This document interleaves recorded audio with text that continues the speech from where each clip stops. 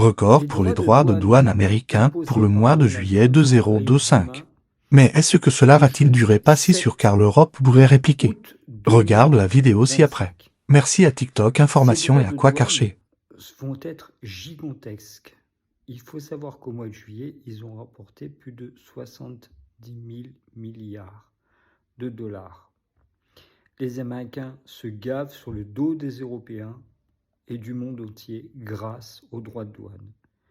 Mais de l'autre côté, ils s'endettent énormément car la population n'a pas les moyens d'acheter des produits américains et préfère acheter des produits fabriqués en Chine et en Europe.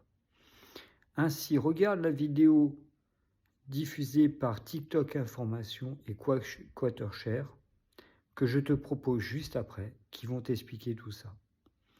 Ainsi, pense à t'abonner à la chaîne et liker la vidéo. Donc les États-Unis viennent d'établir un nouveau record de recettes douanières et ce chiffre pourrait encore grimper dans les mois à venir. Le gouvernement américain a collecté 29,6 milliards de dollars en droits de douane rien qu'en juillet. Si on annualise, cela représente environ 355 milliards de dollars. C'est 4,6 fois plus que l'année dernière, soit l'équivalent de 5% des dépenses publiques ou 7% des recettes. Mais même à ce niveau, ce n'est pas suffisant pour combler le déficit de 1,8 billions de dollars. Ça ne couvre qu'environ 20% du trou budgétaire. Et pourtant, ce chiffre pourrait encore monter pour deux raisons. Premièrement, les chiffres du Trésor peuvent avoir un mois de retard pour les paiements en cash et de 2 à 3 mois quand les importateurs utiliseront des obligations pour différer le paiement. Ce décalage signifie que les recettes douanières vont probablement continuer d'augmenter. En croisant les données de juillet avec les importations de 2024, on estime qu'on pourrait atteindre environ 440 milliards. Mais la deuxième raison, c'est l'arrivée des nouveaux droits de douane du 1er août. Avec les mesures annoncées par Trump, les recettes pourraient grimper de 40% supplémentaires, jusqu'à 615 milliards de dollars. Ce serait plus que ce que rapporte l'impôt sur les sociétés, mais encore largement insuffisant pour combler le À partir de déficit. demain, les produits européens exportés aux États-Unis seront taxés à hauteur de 15%. Mais l'Europe pourrait engager des mesures de représailles. On vous explique.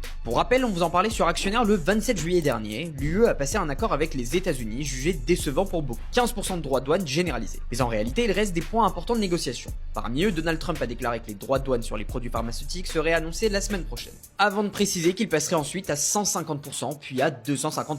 Et les enjeux sont immenses. Environ 90% des entreprises de biotechnologie américaines dépendent de composants importés pour au moins la moitié de leurs produits. Du côté de l'Union européenne, les produits pharma sont les biens les plus exportés depuis l'Europe vers les États-Unis. Ils représentaient environ 120 milliards de dollars en 2024. Et même chose pour les vins et spiritueux français qui représentent 4 milliards d'euros d'exportation annuelle vers les États-Unis. Bref, l'Europe veut zéro droit de douane pour les spiritueux, les équipements médicaux et les produits chimiques.